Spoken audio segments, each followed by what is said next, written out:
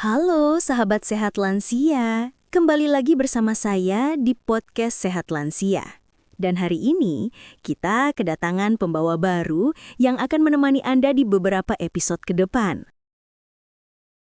Perkenalkan, saya Dr. Mira, dokter yang fokus pada kesehatan usia lanjut. Saya sangat senang bisa hadir di sini untuk berbagi informasi, tips, dan wawasan yang bisa membantu Bapak dan Ibu lansia tetap sehat, aktif, dan bahagia setiap hari. Di episode kali ini kita akan membahas topik yang sangat penting dan sering jadi kekhawatiran banyak orang. Bagaimana cara mencegah pikun sejak dini dengan latihan otak yang mudah dan bisa dilakukan di rumah? Pikun atau penurunan daya ingat memang sering terjadi pada lansia, tapi pikun bukan takdir, bukan sesuatu yang pasti akan terjadi. Ada banyak sekali cara untuk menjaga otak tetap tajam, aktif, dan sehat. Jadi, siapkan posisi duduk yang nyaman, tarik nafas pelan, dan mari kita mulai. Bagian 1. Memahami pikun. Sebelum masuk ke latihan, kita pahami dulu apa sebenarnya yang terjadi pada otak ketika kita mulai sering lupa. Seiring bertambahnya usia, sel-sel otak kita mengalami penyusutan kecil. Aliran darah ke otak juga cenderung berkurang. Akibatnya, kita mulai lebih mudah lupa, lebih lama memproses informasi, sulit berkonsentrasi, atau bingung melakukan hal yang dulu terasa mudah. Namun penelitian modern menunjukkan bahwa otak bersifat plastis, artinya otak bisa terus membentuk koneksi baru bahkan di usia 60, 70, atau 80 tahun. Selama otak sering dipakai, dilatih, dan diberi tantangan, ia akan tetap aktif. Jadi, pikun bukan semata karena usia. Seringkali pikun muncul karena otak jarang distimulasi. Berita baiknya, stimulasi itu bisa dilakukan dengan latihan-latihan sederhana seperti yang akan kita bahas. Bagian 2. Latihan otak utama. Sekarang kita masuk ke inti video, latihan otak yang terbukti efektif menjaga dan meningkatkan fungsi kognitif lansia. Akan ada 6 latihan utama dan semuanya bisa dilakukan kapan saja, di rumah tanpa alat khusus. 1. Latihan mengingat benda, memory boost. Latihan ini sangat efektif untuk daya ingat jangka pendek. Caranya, 1. Pilih 5 hingga 7 benda di sekitar Anda, misalnya sendok, kacamata, buku, jam tangan, sisir, dompet. Kedua, letakkan di depan Anda dan lihat selama 10 detik. 3. Tutup benda-benda tersebut atau alihkan pandangan. Keempat, coba sebutkan kembali satu persatu.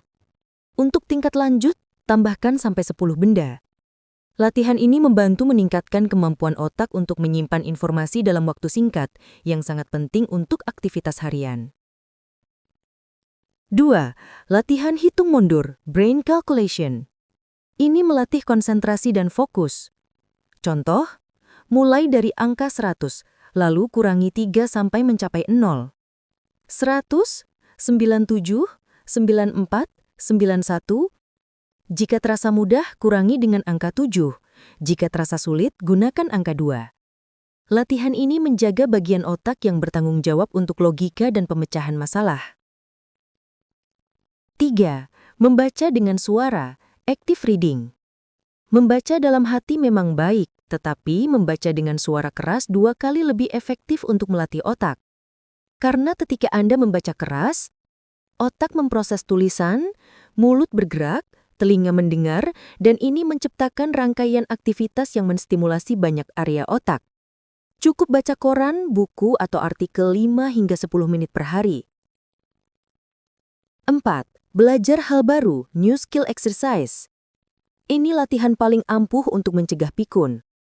Belajar sesuatu yang baru meskipun sederhana, merangsang otak membuat koneksi baru. Contohnya, mencoba resep masakan berbeda. Belajar merangkai bunga, belajar menggunakan aplikasi sederhana, belajar teknik pernapasan, menggambar, atau belajar menyusun puzzle. Ingat, yang penting bukan sulit atau tidak, tetapi baru atau tidak. 5. Puzzle atau teka-teki, cognitive games. Pilihan terbaik, teka-teki silang, sudoku, permainan sambung kata, atau game otak di smartphone. Ini menjaga ketajaman berpikir, kemampuan bahasa, dan konsentrasi. Cukup 10 hingga 15 menit sehari. 6. Latihan keseimbangan pikiran, mindfulness. Latihan pernapasan dan fokus singkat juga termasuk latihan otak. Coba lakukan ini. Tarik nafas 4 detik, tahan 2 detik, hembuskan 6 detik, ulangi 10 kali. Latihan ini meningkatkan suplai oksigen ke otak dan menurunkan stres, dua faktor besar yang mempengaruhi ingatan. Bagian 4. Latihan sosial yang sering dilupakan. Tahukah Anda bahwa interaksi sosial bisa mengurangi resiko pikun hingga 40%? Mengobrol, bertukar cerita, bercanda, bercerita tentang masa muda, atau sekedar berbicara dengan anak cucu, semuanya adalah latihan otak. Saat berbicara, otak mengingat informasi, memilih kata, dan merespon lawan bicara. Ini seperti senam otak alami. Jadi, jangan mengurung diri, sapa tetangga, ikut kegiatan RW, telepon teman lama, atau sekedar duduk bersama keluarga. Aktif bersosialisasi sama dengan aktif menjaga otak tetap sehat. Bagian 5. Makanan dan nutrisi untuk otak. Latihan saja tidak cukup, otak butuh bahan bakar yang tepat. Beberapa makanan terbaik untuk kesehatan otak antara lain ikan berlemak seperti salmon, tongkol, atau sarden. Telur, kacang-kacangan, alpukat, brokoli dan sayuran hijau, buah-buah beri, coklat hitam dalam jumlah kecil. Sementara itu, kurangi gula berlebihan, gorengan, dan makanan cepat saji. Minum air yang cukup juga sangat berpengaruh untuk fokus dan ingatan. Dan yang terakhir, bagian 5, gaya hidup yang wajib dijaga. Selain latihan otak dan makan sehat, ini adalah 3 kebiasaan penting untuk mencegah pikun. 1. Tidur cukup, 6 hingga 7 jam per hari. Tidur adalah waktu otak membersihkan racun yang menumpuk. 2. Bergerak setiap hari, tidak harus olahraga berat. Jalan 10 hingga 20 menit saja sudah sangat membantu. 3. Kurangi stres. Stres mempercepat kerusakan sel otak. Luangkan waktu untuk hobi, ibadah, musik, atau aktivitas santai. Jadi, sahabat sehat lansia, pikun bukan sesuatu yang harus ditakuti. Dengan latihan yang tepat, pikun bisa dicegah, diperlambat, bahkan diperbaiki. Mulai hari ini, cobalah lakukan 1 hingga 2 latihan otak sederhana setiap hari. Tidak perlu sempurna, yang penting konsisten. Terima kasih sudah mendengarkan podcast Sehat Lansia. Jangan lupa like, share, dan subscribe agar makin banyak keluarga yang tercerahkan dan lansia Indonesia tetap sehat dan bahagia. Sampai jumpa di episode berikutnya. Tetap sehat, tetap aktif, dan tetap semangat.